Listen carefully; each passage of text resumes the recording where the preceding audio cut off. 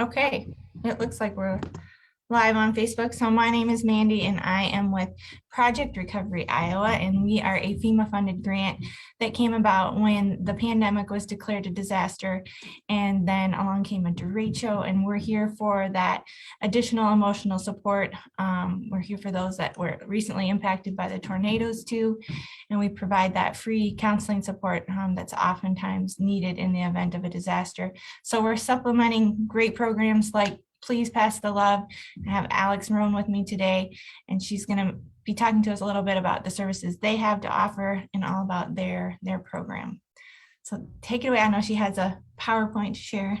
Yes, thank you so much, Mandy, for having me. So again, I am with Please Pass the Love. I am a licensed mental health counselor and the director of therapeutic programs here at Please Pass the Love.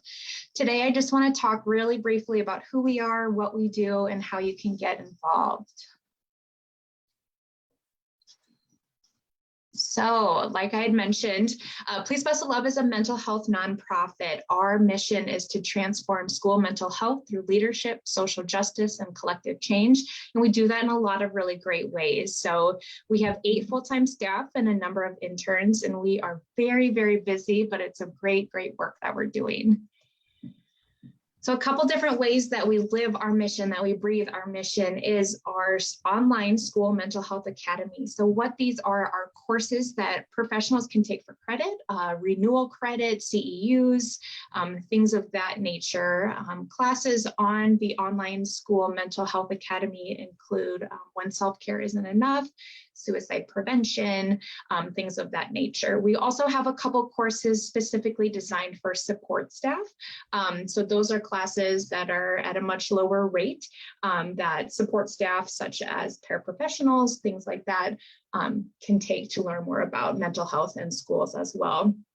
So in addition to that, I'm sorry, Mandy, if you have questions, please jump in.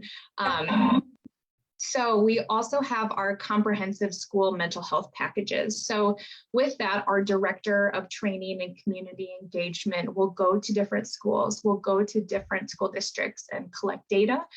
She'll collect data from educators, from administration, from parents, from youth, to kind of get a sense of what the climate is, what the culture is surrounding school mental health. And then with that data, she will make some action plans. And with that, do some intensive training with the school to kind of guide that action plan, to guide those changes, to create a more positive climate of mental health for the school. So in addition to those packages, Jessica is also able to provide trainings in isolation. So a school may request that she just do a training on educator self-care or suicide prevention or racial and cultural trauma. She's very well equipped and very, very good at what she does. So those are kind of pieces geared towards adults, geared towards educators, geared towards professionals. We also have a lot of programming geared towards youth. So we have our Stomp Out Stigma mental health clubs. And so those are clubs at schools, typically middle school or high schools. And we like to say that they are student-led, adult-supported. And within those clubs, within those schools that they are hosted in, students are really given a chance to learn more about mental health, learn about coping skills, and really use their leadership skills to, again, work towards improving that climate, that culture, that school mental health. And then in addition, two questions that, yeah. So I think you cover all of Iowa. Yes. And if it is, like a 5-hour drive for one of you, you might suggest you do it virtually, because travel costs a lot right now. Yes. Always does, but it's definitely an expense right now. And then how about a cost for the actual, like for one of your professional development courses? Is there a cost? Right. Yeah. So there is a cost to each of the programming things that I listed, and that can all be found on our website. And I know, Mandy, we'll link everything in the comments, but we never want cost to be a barrier.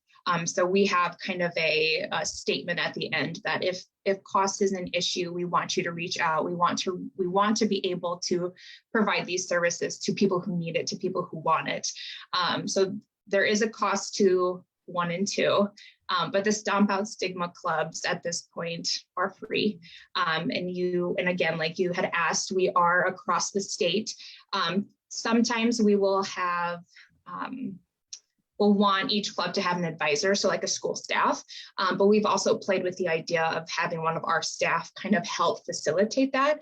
And so with travel, with costs, it might have to be a virtual thing, but again, we want to reach as many people as possible, so that's definitely not a barrier.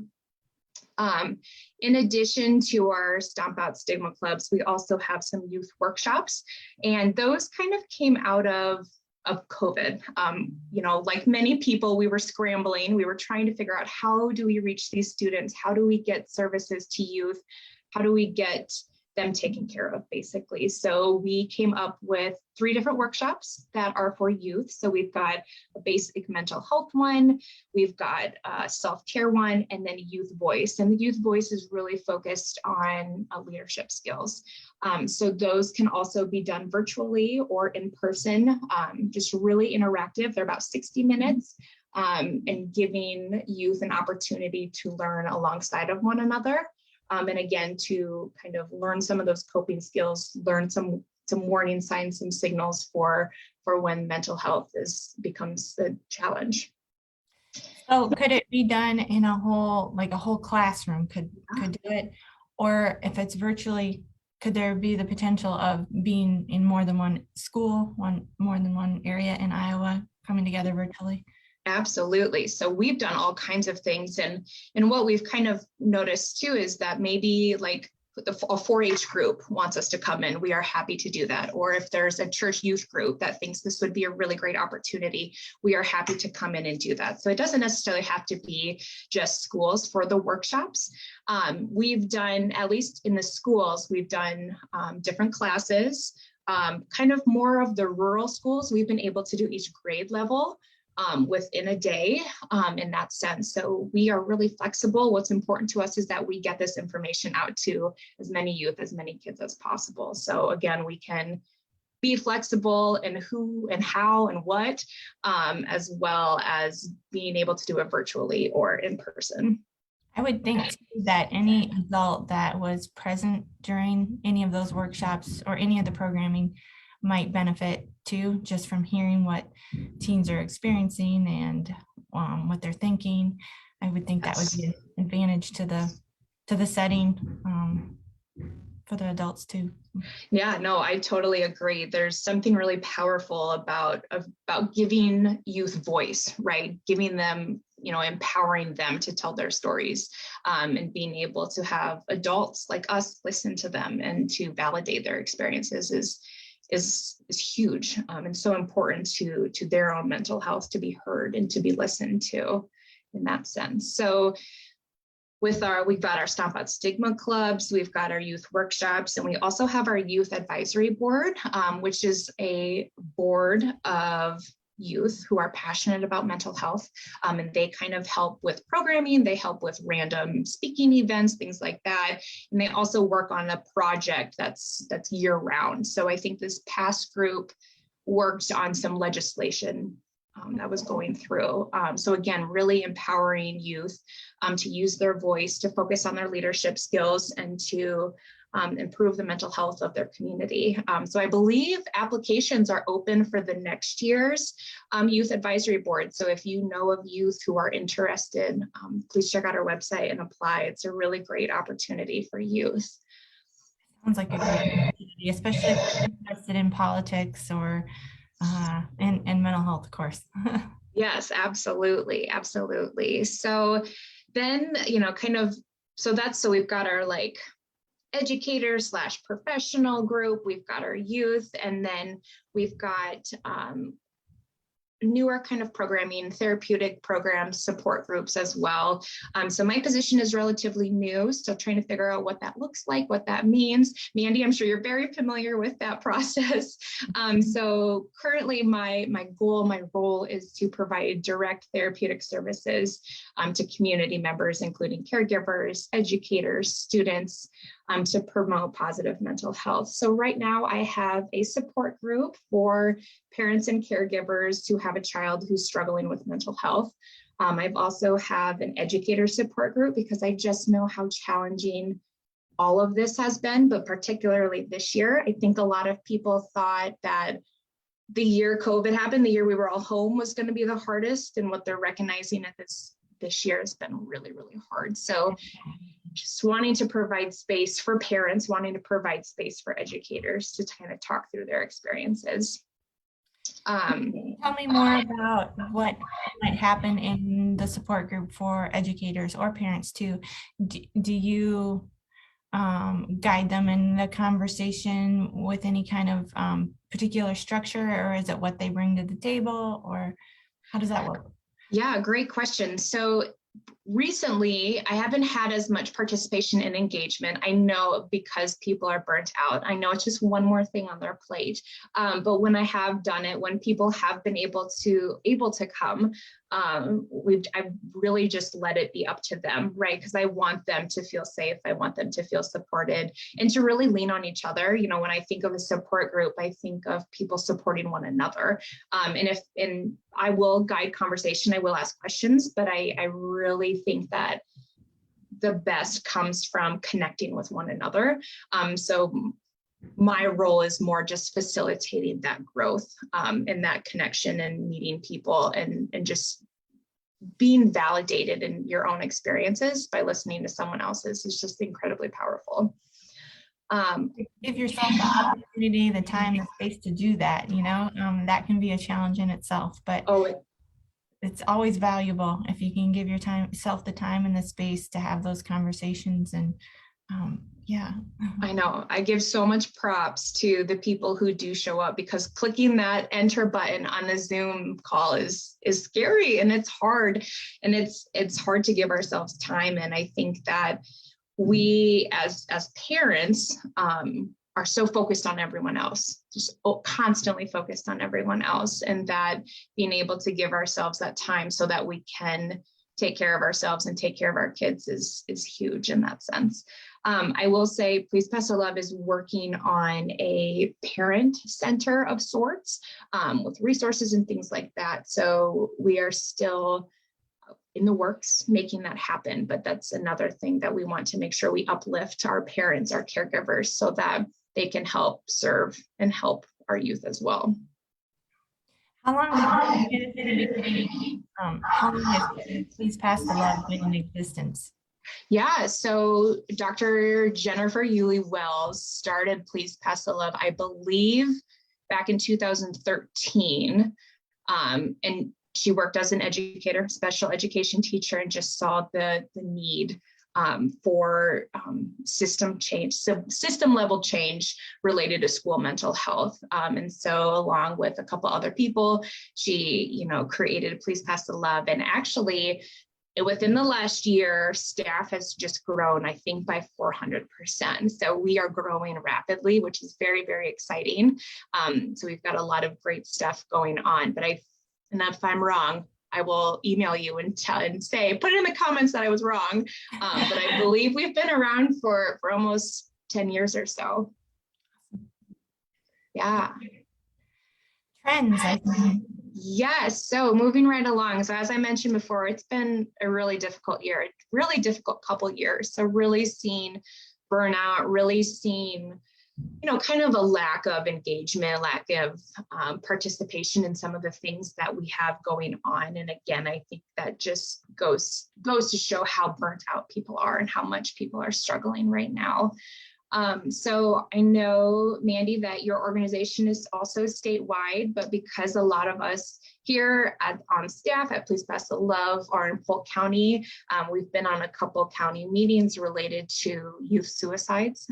So in the month of January, the average number of suicides completed doubled in January in years past. And that was alarming. That was so alarming. One, because the numbers doubled. Two, because the number of youth who had died by suicide was, I think, almost half of those numbers. And then three, we typically see an increase in suicide springtime, right? So if we're already seeing those numbers in January, we were incredibly alarmed, incredibly concerned about those numbers. So in response to that, Please Pass the Love created a Stick by Me campaign. And what that goal is still going on, was to get as many crisis stickers as possible out into the community, out into schools, out into gas stations, out into businesses. So we've been raising money to purchase those stickers. And what's neat about those stickers too is that it's just a QR code. So people can scan with their phone and then be directly connected to Your Life Iowa, which again has just a wonderful amount of resources related to a variety of topics. Excellent. Yeah, so one way you can get involved is to check out our crisis sticker campaign, make a donation, anything like related to our stickers. You can also sign up for our newsletter. So if you go to our website, this really annoying box is going to pop up, but you will just put your email address in and you will be on our newsletter. We typically send out a newsletter once a month, but then we also will share out upcoming events, things like that. Another way to get involved is to sign our school mental health justice movement. So I'm actually going to read directly from the brief that we wrote as a team, just because I think it's so beautifully written. But another way that you can get involved is signing this.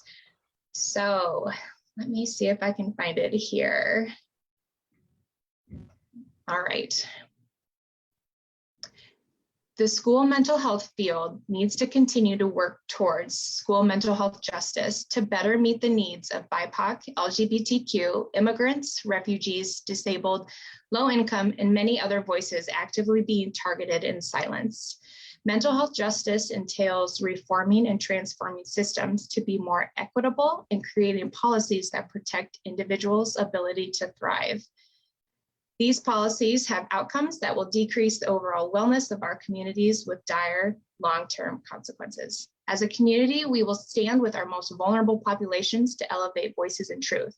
We commit to mental health justice as a basic human right for all persons. So we want that to be uplifted. We want that to be heard. We want people to know that that is our mission. So you can, again, sign that on our website and continue to be updated with what we do with that. You can register for our programming. You can register for classes. You can connect with us about getting workshops in your area or organizations for youth. We've got a lot of really great summer programming coming out as well. Again, still working on the details and website and updates and things like that. And I will continue to share our stuff with Mandy so that she can post it, share it out with people. You can attend our conference. We hold a Midwest school mental health conference every year in August.